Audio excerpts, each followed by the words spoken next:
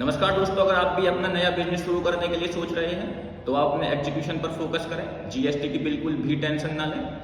GST की ज़रूरत business शुरू करने के लिए बिल्कुल भी नहीं होती है। मैं आपको आज इस वीडियो में बताऊंगा कब आपको जीएसटी नंबर लेना चाहिए, कब आपको जीएसटी की ज़रूरत होती है। तो दोस्तों, सबसे पहले मैं आपको बता देता हूँ, अगर आप कोई प्रोडक्ट सेल कर रहे हैं तो प्रोडक्ट सेल में जो लिमिट है वो 40 लाख तक की लिमिट होती है। 40 लाख तक जब आपका प्रोडक्ट सेल हो जाता है उसके बाद ही आपको जीएसटी की ज़रूरत पड़ती है। उससे पहले आपको कोई जीएसटी की ज़रूरत नहीं होती है।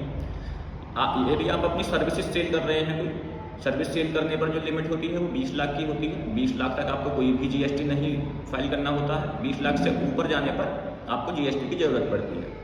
अब मैं आपको बताता हूँ आप जीएसटी कैसे ले सकते हैं, कैसे आप अपने जीएसटी नंबर बनवा सकते हैं।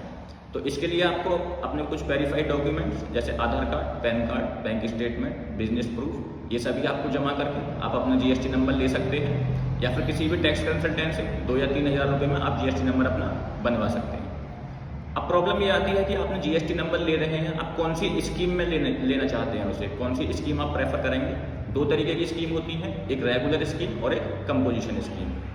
मैं इन दोनों स्कीम के बारे में आपको बता देता हूँ। मान लीजिए आपने कोई प्रोडक्ट खरीदा, आपने उस पर जीएसटी का बिल लिया, आपने उस पर जीएसटी पे की खरीदते में, तो आप रेगुलर स्कीम में आते हैं। और आपने कोई प्रोडक्ट खरीदा और आपने कोई जीएसटी नहीं पे किया, ना आपने जीएसटी का बिल लिया, तो आप आते हैं कंपोजिशन स्कीम में।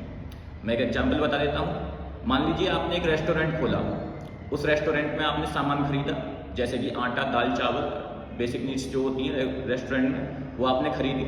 इन पर आपने कोई भी जीएसटी का बिल नहीं लिया, तो ये आपकी कंपोजिशन स्कीम में आती है। अब इसमें आपको जो भी कंपोजिशन स्कीम में आते हैं, आपकी टोटल सेल जो होगी, टोटल सेल का 1% आपको एज ए टैक्स पे करना होता है। धन्यवाद।